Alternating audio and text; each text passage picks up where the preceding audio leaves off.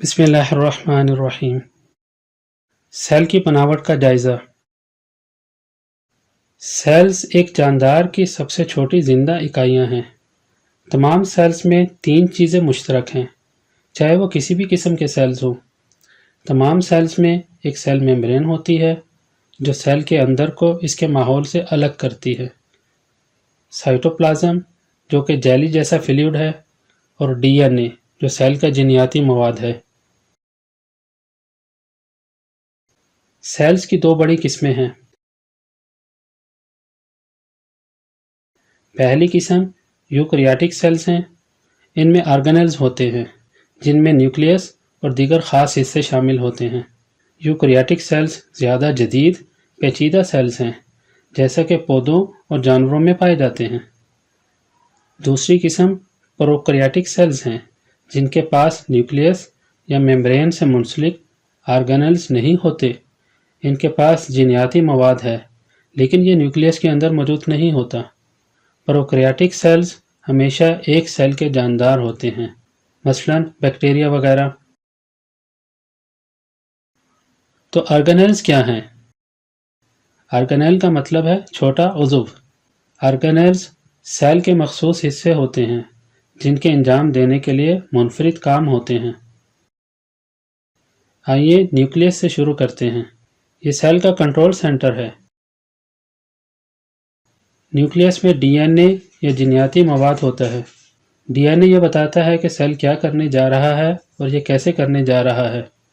کروماٹن nuclear membrane کے اندر پائی جانے والے ڈی این اے کی الجھی ہوئی پھیلی ہوئی شکل ہے۔ جب ایک سیل تقسیم ہونے کے لیے تیار ہوتا ہے تو ڈی این اے سکڑ کر ایسی شکل میں تبدیل ہو جاتا ہے جسے کروموسوم کے نام سے جانا جاتا ہے۔ نیوکلیس میں ایک نیوکلیولس بھی ہوتا ہے جو ایک ایسا سٹرکچر ہے جہاں رائبوسوم بنائے جاتے ہیں۔ رائبوسوم نیوکلیس چھوڑنے کے بعد پروٹین بنانے کا اہم کردار ادا کرتے ہیں۔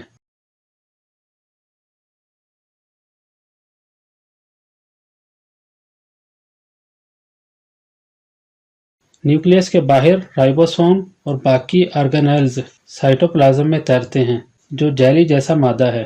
رائبوسوم آزادانہ طور پر سائٹوپلازم کے اندر گھوم سکتے ہیں یا پھر اینڈوپلازمک ریٹیکولم سے منسلک ہو سکتے ہیں، جسے بعض اوقات مختصراً ای آر کہا جاتا ہے۔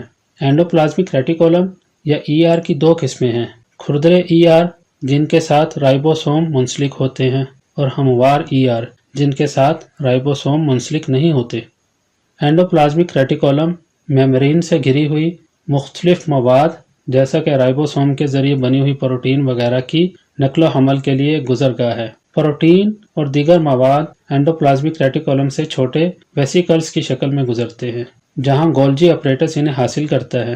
گولجی اپریٹس کبھی کبھی گولجی باڈی بھی کہلاتا ہے۔ جیسے ہی پروٹین گولجی باڈی سے گزرتی ہے، اسے ایسی شکل میں تبدیل کر دیا جاتا ہے جنہیں سیل استعمال کر سکتا ہے۔ گولجی باڈی پروٹین کو قابل استعمال شکلوں میں جوڑ کر یا ان میں دیگر مواد جیسے لپڈز یا کاربوہائیڈریٹس وغیرہ شامل کر کے ایسا کرتا ہے۔ ویکیولز تھیلی نما سٹرکچرز ہیں جو مختلف مواد کو ذخیرہ کرتے ہیں۔ یہاں اس پلانٹ سیل میں مرکزی ویکیول پانی ذخیرہ کرتا ہے۔ جانوروں کے سیلز کی طرف واپس جائیں تو آپ کو ایک آرگنیل ایسا نظر آئے گا جسے لائسوسوم کہتے ہیں۔ لائسوسومز کچرا جمع کرنے والے ہیں جو ٹوٹے ہوئے یا گھسے ہوئے سیل کے حصوں کو لے جاتے ہیں۔ وہ انزائمز سے بھرے ہوتے ہیں جو اس سیلولر ملبے کو توڑ دیتے ہیں۔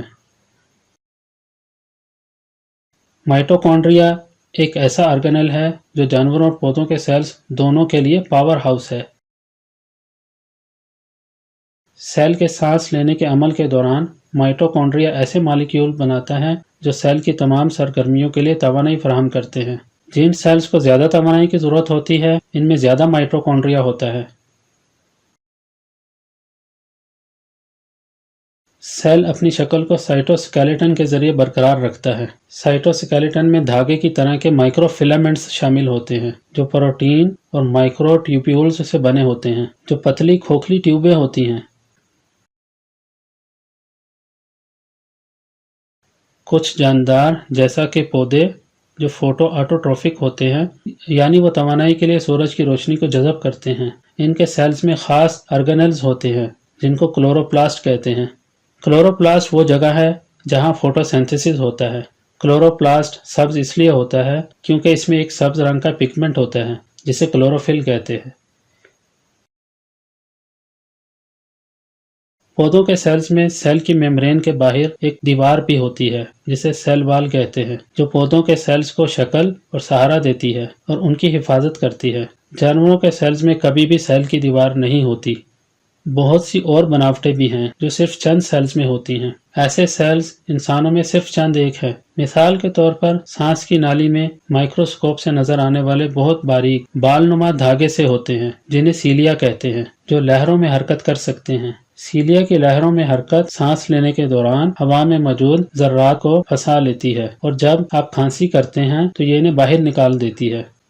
کچھ سیلز میں ایک اور منفرد خصوصیت فلیجیلا ہے۔ کچھ بیکٹیریا میں فلیجیلا ہوتا ہے۔ فلیجیلیم ایک چھوٹی سی دم کی طرح ہوتا ہے جو سیل کو حرکت دینے یا اس کو آگے دھکیلنے میں مدد کرتی ہے۔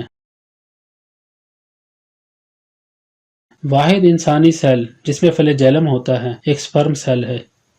خلاصہ میں یاد رکھیے، یوکریاٹک سیلز پودوں اور جانوروں کے سیلز ہوتے ہیں جن میں نیوکلیس اور میمبرین سے منسلک آرگنیل ہوتے ہیں، جبکہ پروکریاٹک سیلز ان چیزوں کے بغیر یونی سیلولر جاندار ہوتے ہیں۔